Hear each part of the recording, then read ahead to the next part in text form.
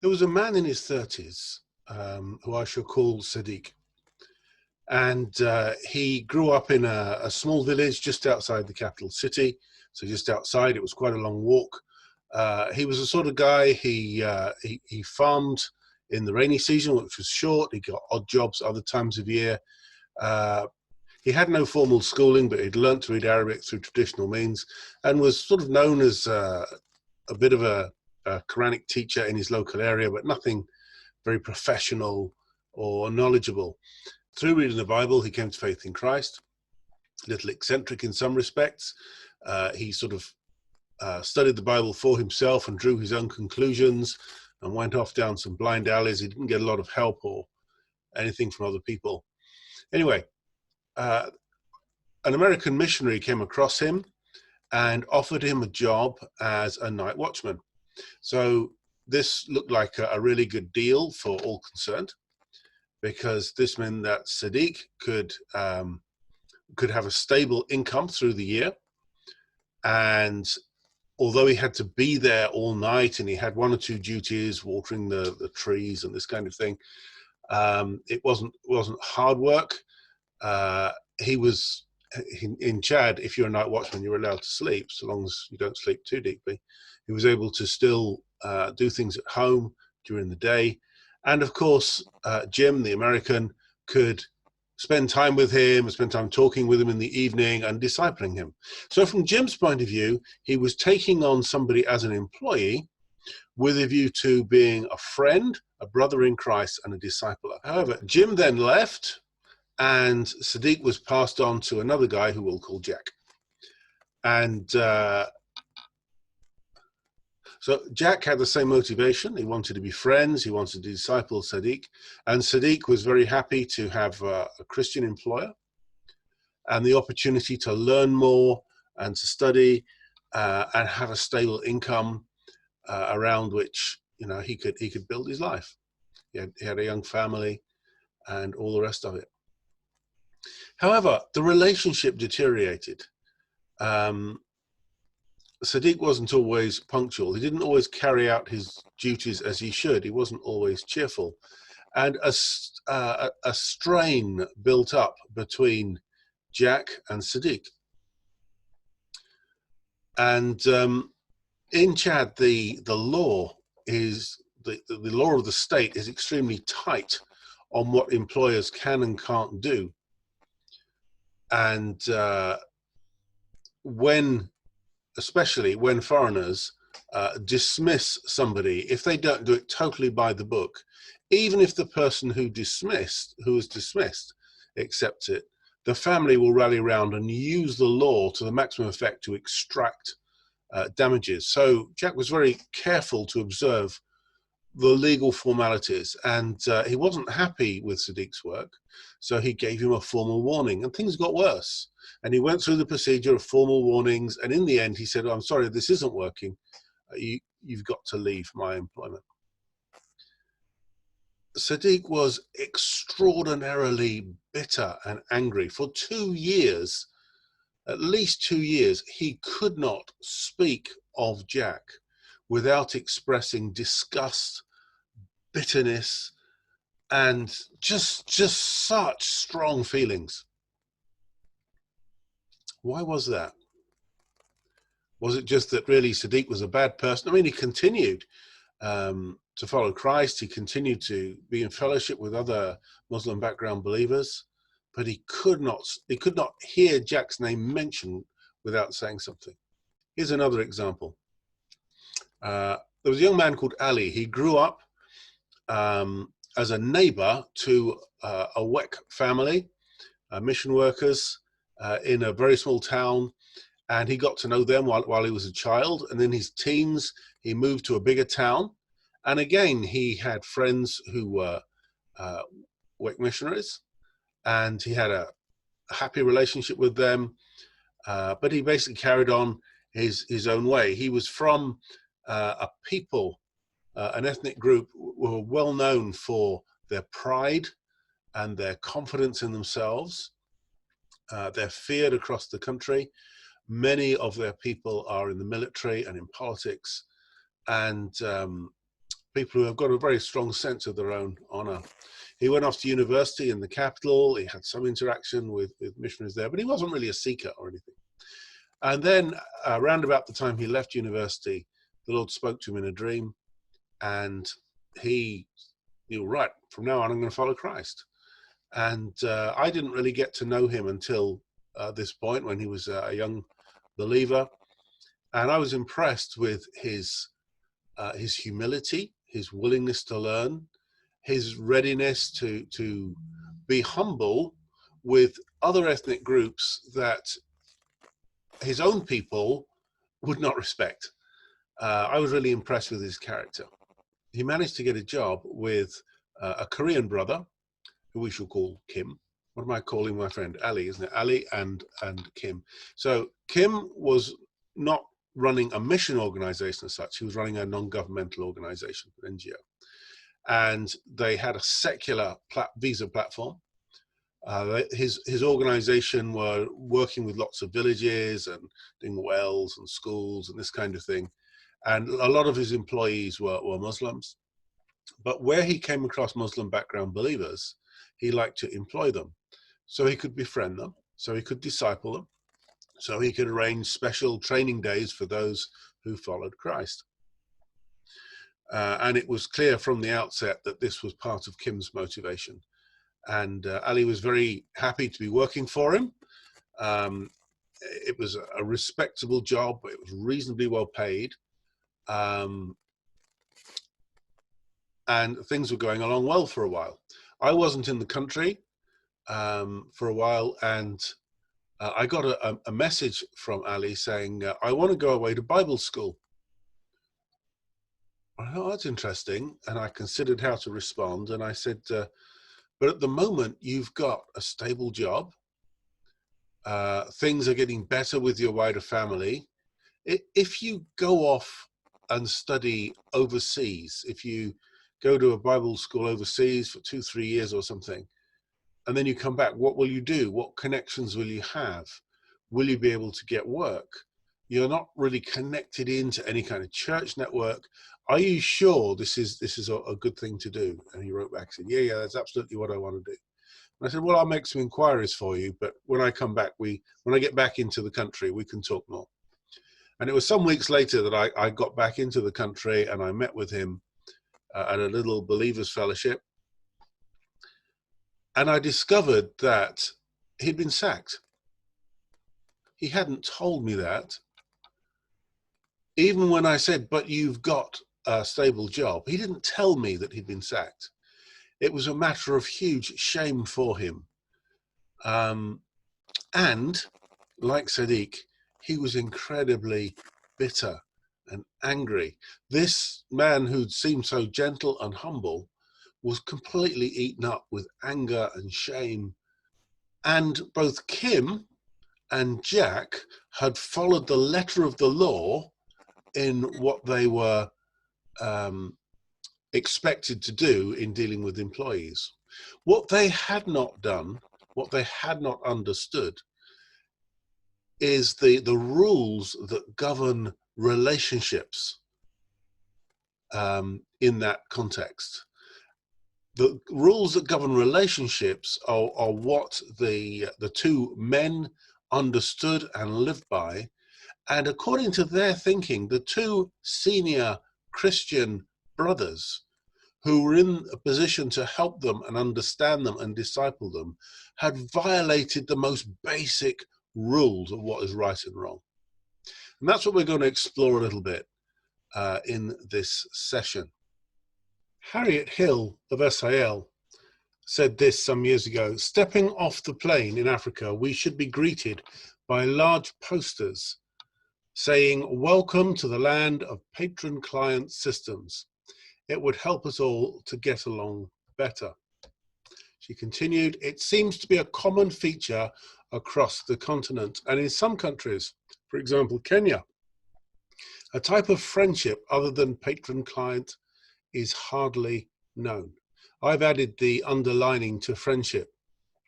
We start off assuming we know what friendship is.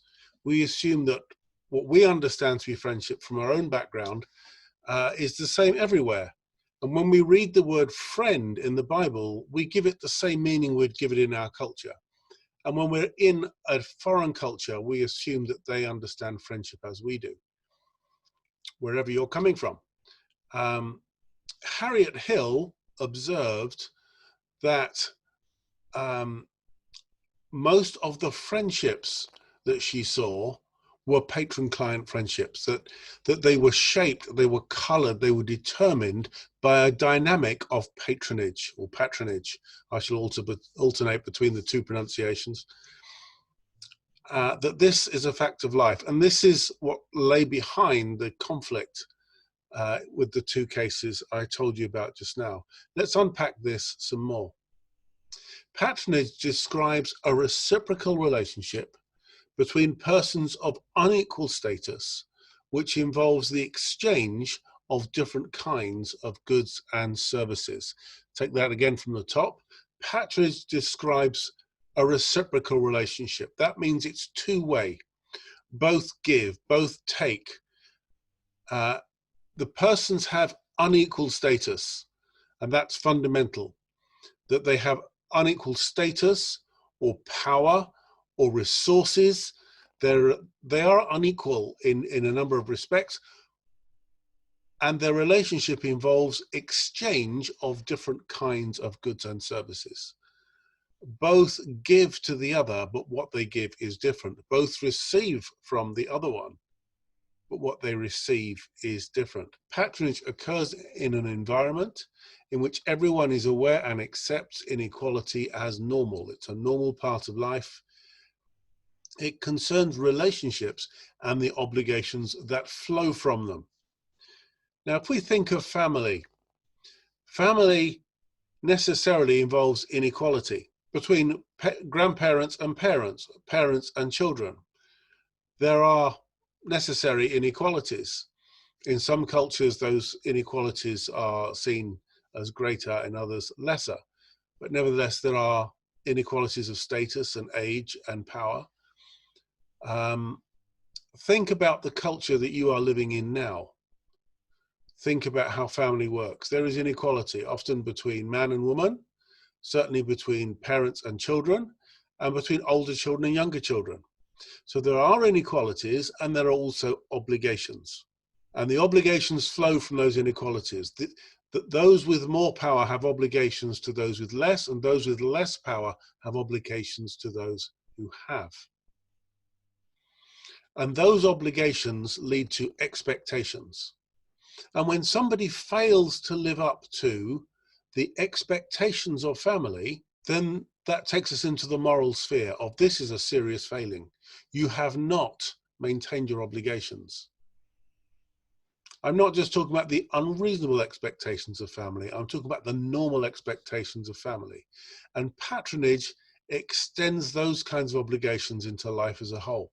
Again, think about the culture you're in. If you're on your own, take some time to reflect on this and maybe go and talk to some other people to build up a picture. If you're with a group, pause now and consider these practical questions. In the culture where you're now living, what does a child give to parents? What does a child expect from a father? What does one expect from one's brother? And you can think about that in terms of younger brother or older brother. You can go on to other family members if you like. But just to make a start, think about those issues, reflect on them, think about how that works. Julian Lidston, who worked in Turkey and in Central Asia, he wrote these words: "I remember the moment I realized that the Turkish young men in the Ankara church calling me Ağabey, I think it's pronounced, big brother, meant more than affection, as their respect for me implied they also thought I was someone who could and should help socially, morally, spiritually, and financially." All that flowed from the idea of being brother. The problem for Sadiq and Ali that we talked about earlier was that they understood that a certain relationship had been promised, a relationship of brotherhood, that the employer was acting as an older brother in Christ, and here was their younger brother. And as with younger brothers, sometimes they play up to get attention because they're not happy. They didn't expect to be sacked. They didn't expect to lose their job. Never mind what the contract said. And I didn't observe the deterioration in relationship, but it's quite possible that as they felt they were not being treated correctly, they were not being treated properly, they stopped completing their part of what needed to be done. But they did not expect to be sacked. They expected for their to sit down and have a mutual confession time and reconsolidate the relationship. The idea that the relationship could be broken from one person who's supposed to be a Christian brother, and that they could sit down and work through their differences and re-establish their relationship. That was their expectation. The idea that you could just be sacked and the relationship terminated was something they just could not understand. It was like being thrown out of your father's house.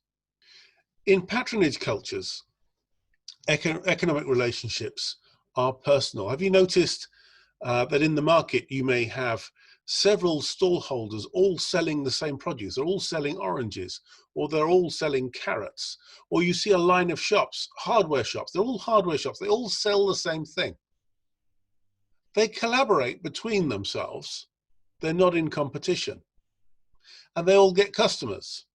And what happens is that people go to a seller with whom they can establish a relationship, maybe because they're the same ethnicity or the same clan, or they come from the same town, or something else about that person, and they go back to the same person. There's a relationship that's established. In Arabic, they call it zabun. I used to think zabun just meant somebody you did favors for, but it's much more than that. You're a zabun, you have a relationship, you greet that person, you take an interest in their family, you take an interest in their circumstances, and every time you go back to the market, you go back to that same person. And the seller will look out for you and treat you with respect and with honor and take an interest in you and give you a good price. A complete stranger comes, they do not get a good price, nor do they have the same relationship. The economic relationship becomes personal. Whether it's new and they're trying to seek a bond with that person so they'll come back, or whether it's a relationship that's been going on some time. And how the seller treats the customer depends on how much mutual respect is shared. It's the same in power relationships. When you have to go to government officials, you find some of them are extremely professional and treat you very dispassionately.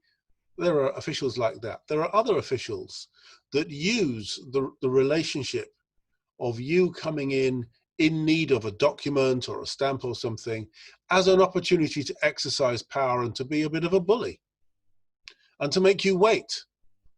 And there are those who do that, and they're very conscious of that inequality. There are other officials who seek to build a friendly relationship. And if you are wise, you greet them, you get to know them, you ask about their family, they ask about your family. You go in to see them sometimes when you don't need anything, and it becomes a personal relationship. You still get your business done, and if you're in real difficulties and you need a favor, they will help you out. And maybe when they're in difficulties, you'll help them out. And people say, whoa, isn't this the beginning of corruption? Yeah, it can be. It can lead to corruption if these relationships are misused. Otherwise, it is just friendliness and honor and respect and wholesome personal relationships, moving away from the dry, impersonal, unfriendly, mechanical relationships of bureaucracy. And amongst local people, relationships between a chief and his officials and the officials and other area officials, they are personal. And how well business gets done depends on the relationship, because it's a patronage culture. Friendship, as I said earlier, we tend to just assume we've understood what it means. But where there are unequal social relationships, friendship can be different to what we expect. I think Harriet Hill may have been overstating it slightly, saying there are almost no other relationships. I've seen young men, particularly people who are in school or in college, who appear to have equal relationships. But people go through life intentionally seeking friends that will be helpful to their circumstances.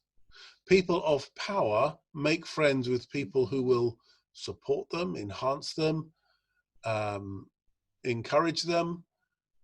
People with less power will make friends with those who are able to help them. It's a reciprocal thing, back and forth.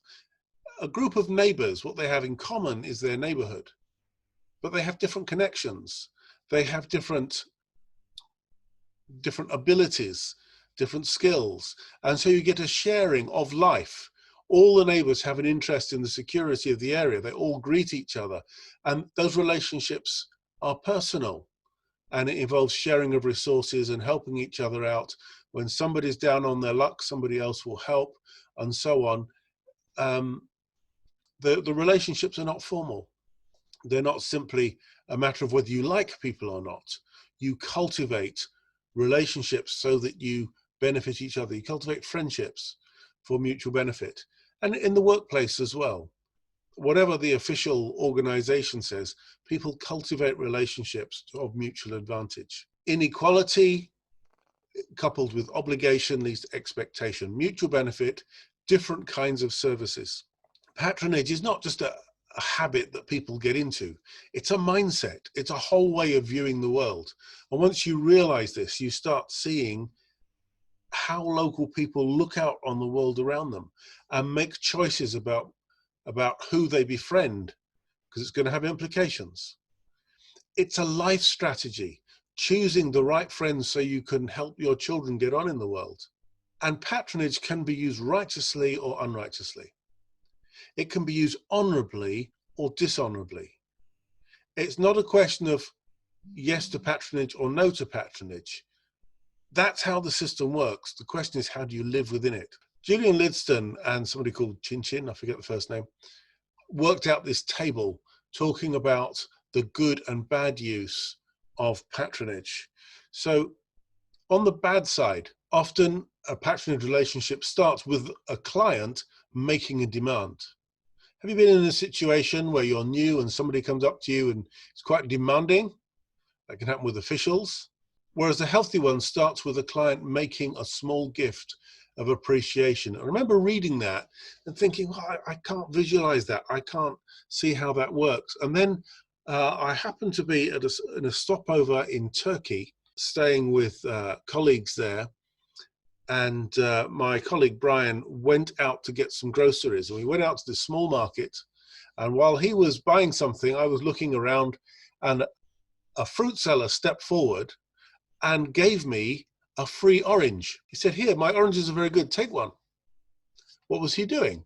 He was making a small gift in the hope that I would then favor his store. Bad patronage is full of false hopes and promises. People make promises they don't intend. And it leads to bitterness and heartache and disappointment. But good patronage is based on truth, honesty, openness, integrity, and promises are kept. And that kind of patronage is good, it's healthy, leads to a healthy relationship. Bad patronage involves instrumental ties. What that means is that people bind others to them because they want to use them. It's exploitative. Whereas healthy patronage builds strong, affective, as in affectionate, moral ties. It allows people to bind to each other out of kindness, out of good feeling, and in a moral way. Strong bonds with moral obligation. Bad patronage involves exploitation. It's the person enters into it purely to achieve their own objectives with no interest in the other person. whereas healthy patronage is looking at genuine relationship. The relationship is an end in itself, whether one benefits ultimately or not, or whether the assumption is that one benefits, but one is not exclusively interested in one's own benefit. Again, bad patronage, insistence on titles, status, and personal renown building. A lot of patronage revolves around somebody wanting to build up their own fame, their own reputation, and especially for those in the position of power. One of the ways that less powerful people can give to them is by speaking about them, telling others how great and good and generous they are. And when there's an insistence on titles and status, that tends to be a sign of an unhealthy patronage. On the other side, in healthy patronage, a humble patron can be humble, calling their client brother or sister in the Lord. Yes, this happens in Christian circles. Again, negative. The bad use of patronage is conditional, insists on balanced reciprocity. In other words, the participant in the patronage relationship is all the time jealous for what they are going to get out of it, insists that they get their fair share, is angry with the other person if they don't get what they want. Whereas healthy patronage aims to be unconditional. There is a willing to sacrifice oneself, that one is a servant on the basis of love. Bad patronage is possessive. It keeps the client in an inferior position. Healthy patronage, from the point of view of the person who has, seeks and works towards client maturity and independence. Now, here's some questions for reflection and exploration. If you're on your own, then by all means, take some time just to think about these things and maybe go and discuss with somebody else. If you're a group watching this, then pause and spend some time reflecting on these issues. What signs of patronage do you see in everyday life? I'm talking outside of the church, where you are, in the culture, in the society where you are. What signs of patronage do you see in everyday life? And now, two really important questions. In what ways are you a patron? And in what ways are you a client? You have no choice in this matter. The society you're living in operates in this way, and you are a patron and you are a client, whether you want to be or not. So think about the ways you are a patron, think about the ways you are a client, and that people see you in that light. One of the big areas of misunderstanding is when we do not recognize how they see us.